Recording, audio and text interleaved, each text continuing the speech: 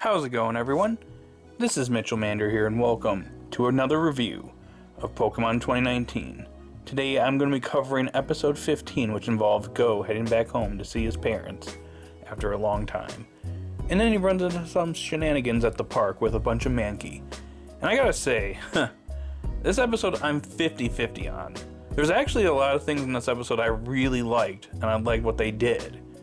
And then there's some other things I didn't really care for, things that I think needed a little bit more screen time compared to what we got in this episode. It's something that maybe, hopefully gets expanded upon in the future, but I will get into that when I get into the review. So anyways, if you're new to the channel and if you like this type of content, be sure to like and subscribe as I cover the Pokemon 2019 series on a weekly basis or whenever the episodes come out. Anyways, on to the review. It is snowing in Kanto, so much so that it's actually causing problems at the Sakuragi labs, in which it's causing so many problems that Professor Sakuragi decides to send Ash and Go back home for a couple days. So essentially they're getting a couple of snow days from their research job. Interesting. Though, are we sure it's the snow that's the problem? It might be a certain Pokemon that's going to be appearing in next week's episode that's causing the issues at the lab, but I digress. Anywho, Ash and Go are pretty much heading back to their respective homes, in which Go is actually getting some presents for his family. And Ash is heading back to his place, and then it's also kind of interesting because Go is heading back home via bus, so much for traveling by foot everywhere they go. Seems that things have changed in the world of Pokemon, where these kids don't have to travel by foot anymore. They can take buses and trains and airplanes wherever they need to go. Although airplanes are already established in the series, it's just, I don't know, I just think it's kind of funny that they're heading back home in vehicles instead of just walking back home like they used to do. Anywho, that's besides the point. I just thought it was funny. But before Go pretty much leaves, Ash notices that he dropped the present that's intended for his parents. And he tries to catch up to Go in the bus, but the bus takes off. So Ash is stuck with Go's present, and he needs to find a way to get that present back to Go. Now, the next part of the episode is the most interesting segment in the episode, and something I hope gets either expanded more in the future or gets more focus in later episodes. Go's family. They live in an apartment in an unknown town, which I'm just going to say, for the sake of the video, that it's another part of Vermilion City. Go lives with his parents and his grandmother. His parents actually own their own IT business called Go Systems, of course. Because you gotta emphasize Go in this series. Anywho, his dad is a systems engineer and his mom's a programmer, which is actually pretty interesting. So this could be relatable to people that work in IT, and I have a couple friends that happen to work in IT themselves that would probably find this episode kind of relatable. They go around town taking on jobs, fixing the IT computer issues at various places, and usually it's in important places too, which happens in this episode. But yeah, it's actually pretty interesting. And because of how busy they are running their company and working all the time, they're often too busy to spend time with their son, who has become a bit of an introvert as a result, who basically spends time in his room. And this could be how Go became the way he is now, which I do find very interesting, and it explains kind of a little bit of why Go is the way he is. Go arrives home and greets his grandmother, who has prepared stew for his return home, and it looks like she's also entering a karaoke contest and leaves for it. And of course, Go's parents are busy at the moment, but they're supposed to be heading home soon to see their son. And also, Go's room is pretty cool. He has a pretty sweet computer setup in his room, thanks to his parents being IT geeks, which he uses to research Mew, which he probably has done since he was probably 6, which is actually kind of interesting. But Go's parents unfortunately get a sudden call, and they have to take a job fixing an issue at the local hospital and can't come home right away, which is important because it is a hospital which people depend on, so they definitely have to take on the job. And Go tells Scorbunny about his parents and how busy they are, and you can tell that this clearly has an effect on Go. But he shakes it off and calls his parents cool as they are helping people in the town in their various issues. And that's when he decides that he's going to bring him some of the stew that his grandmother made to the hospital that they're working at, as they clearly haven't had time to even eat, considering how busy they are. On the way to the hospital, Go notices a pack of Mankey picking on a Cubone in a local park, and Scorbunny jumps in and intervenes to help out. and fight the Mankeys, and they manage to get away, stealing the Cubone's bone. And Go decides to help the little guy as he's crying that he lost his bone. And yeah, we get a little bit of a backstory on Cubone, and all Cubones seem to have lost their mother, according to the Pokedex. Man, why do you have to depress me, Pokemon? Anyways, Go decides to help out the little guy by sending out his Pokemon that he's brought with him, which consists of a Beedrill, a Butterfree, a Tallow, and a Scyther. And despite being clearly cold, a little too cold for these Pokemon, they all work to help out Cubone. And Ash actually eventually makes his way to the area after getting some information from Sakuragi about where Go lives, and manages to come to his apartment. Unfortunately, Go's not there. No one's there, since his grandma's out as well. And he calls Go up and finds out where he's at. And Ash shows up, and they are able to lure the Mankey out by using I think it's called a nab berry? Nanab berry? I don't know. Anyways, they use this berry to lure the Mankey out, in which they fall for the trap, and they manage to defeat the Mankey. But after defeating them, they find out that the Mankey have actually lost the bone. And that's when a wild Furo shows up and informs them that, yeah, he knows where the bone's at, and basically points to the bone, or where the bone's location is at, which is at a small lake. And that's when they all fly out towards the lake where the bone fell into. As Ash and Go are heading towards this lake, Go's parents, at the same time, have finished a job at the hospital and are heading home to greet Go. That's when they notice a bunch of Pokemon flying in the sky, and they manage to spot Ash and Go riding on a Dragonite. Wondering where they're going to, they head off to follow them.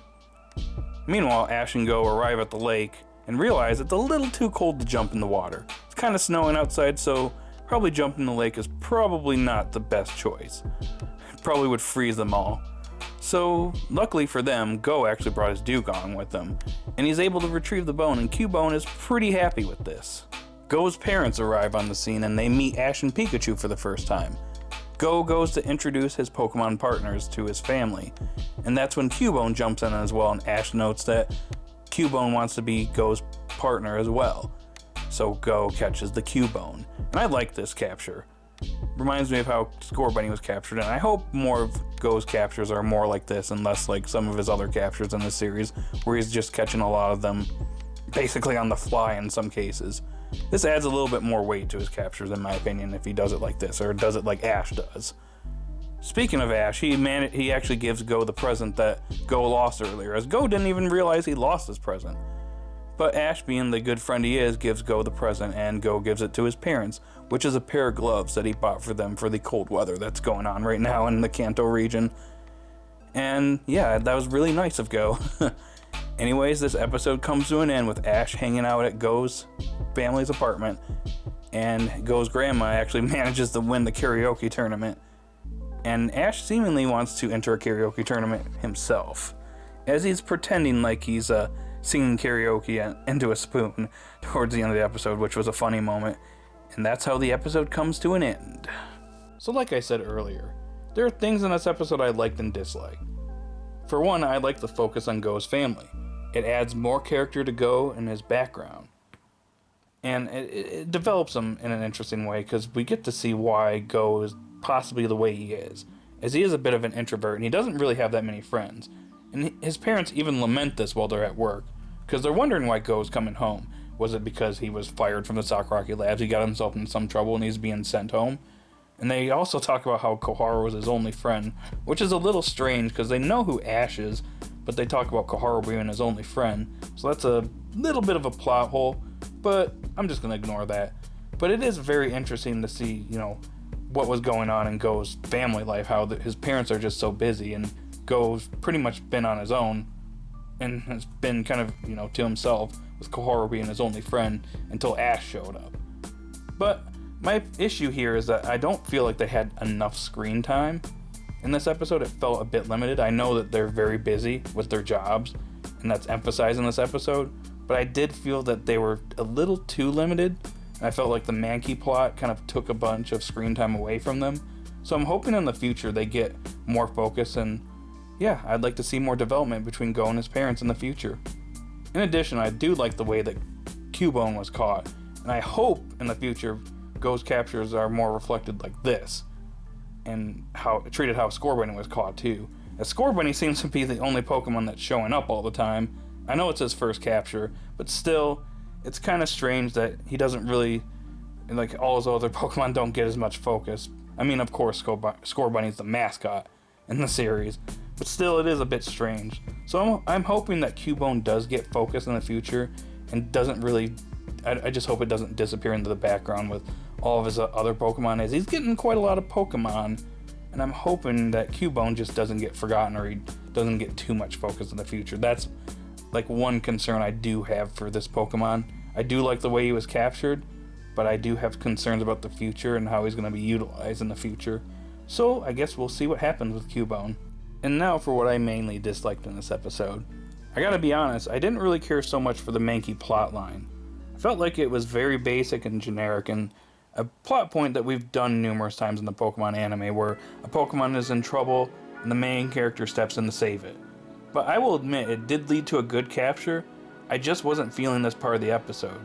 Not only that, but I feel like this plot point took away from the screen time that should have been dedicated to Go's family, as I felt like this was the part of the episode I was more invested in and more interested in, and I feel like could have been fleshed out a little bit more, and I feel like they just took too much screen time in this Mankey plotline and took it away from Go's family.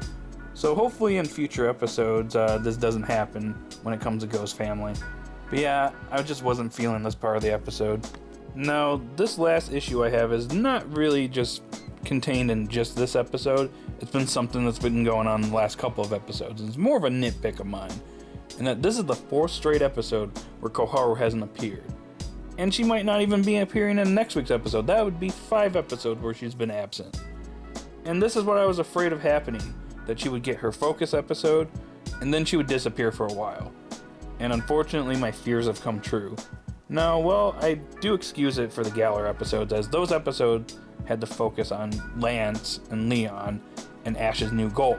So I don't really blame those episodes for not featuring Koharu, but I would have liked if she at least made an appearance in last week's episode and this week's episode, at least for a little bit.